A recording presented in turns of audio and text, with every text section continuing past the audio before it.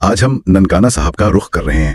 یہ وہ جگہ ہے جو سکھ مت کے بانی بابا گرو نانک دیو جی کی جائے پیدائش ہے، اور اسی لیے دنیا بھر کے سکھوں کے لیے آپ سمجھیں کہ بے پناہ عقیدت کا مرکز ہے۔ جی بالکل۔ ہمارے پاس جو مواد ہے اس میں تاریخ بھی ہے، کچھ المناک واقعات کا ذکر بھی ملتا ہے، اور آج کل کے جو انتظامی مسائل ہیں ان کا بھی احاطہ کیا گیا ہے۔ تو آئیے دیکھتے ہیں کہ یہ سب چیزیں مل کر ننکانہ صاحب کی کیسی تصویر بناتی ہیں۔ شروع کرتے ہیں بالکل ابتدا سے۔ جی، اس جگہ کی کہانی ویسے تو بابا گرو نانک کی پیدائش سے بھی پہلے کی ہے، جب اس نام تھا رائے بھوئی تلونڈی۔ اچھا، لیکن جو اس کی اصل پہچان بنی وہ 15 اپریل 1469 کو ہوئی، جب مہتا کالو کے گھر گرو نانک پیدا ہوئے۔ اور ایک بات سنیے کہ وہاں کے جو مقامی حکمران تھے رائے بلار بھٹی، ہاں، کہا جاتا ہے کہ وہ ننھے نانک کی شخصیت سے، ان کی باتوں سے اتنے متاثر ہوئے کہ انہوں نے علاقے کا نام ہی بدل دیا۔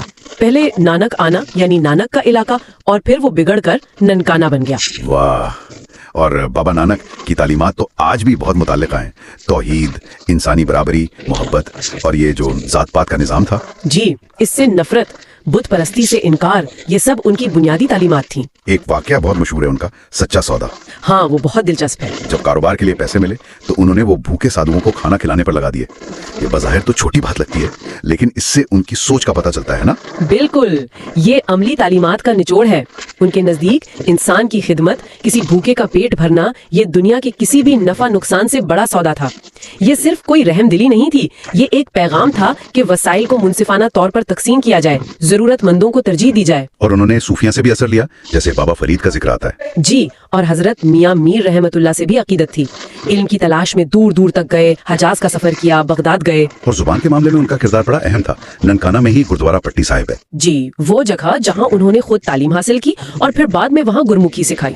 گرمکھی یعنی پنجابی لکھنے کا رسم۔ ہاں، اور یہ اس زمانے میں بہت بڑی بات تھی جب علمی اور مذہبی زبان یا تو فارسی تھی یا سنسکرت۔ صحیح۔ انہوں نے عوامی زبان پنجابی کو ایک روحانی اور علمی درجہ دیا، علم کو خواص سے نکال کر عوام تک لائے۔ ان کی اپنی شاعری، ان کی تعلیمات اور دوسرے بھگتوں اور صوفیوں کا کلام، یہ سب مل کر سکھوں کی مقدس کتاب گرو گرنتھ صاحب کا حصہ ہے۔ اور زندگی کے آخری سال انہوں نے کرتارپور میں گزارے۔ جی، اور وہیں 1539 میں ان کی وفات ہوئی۔ اچھا، لیکن ننکانہ صاحب کی تاریخ میں صرف امن اور تعلیمات ہی نہیں ہے۔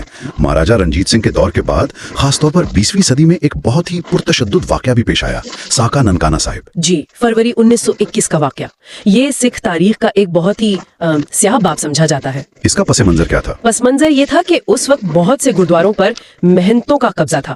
یہ موروثی منتظمین تھے اور ان پر بدعنوانی کے، گردواروں کی بے حرمتی کے الزامات لگ رہے تھے۔ انگریز حکومت کی سرپرستی بھی حاصل تھی انہیں؟ جی، کسی حد تک۔ تو سکھوں میں ایک اصلاحی تحریک شروع ہوئی، شرومنی اکالی دل، جو چاہتی تھی کہ ان گردواروں کا انتظام واپس پنتھ یعنی سکھ قوم کے حوالے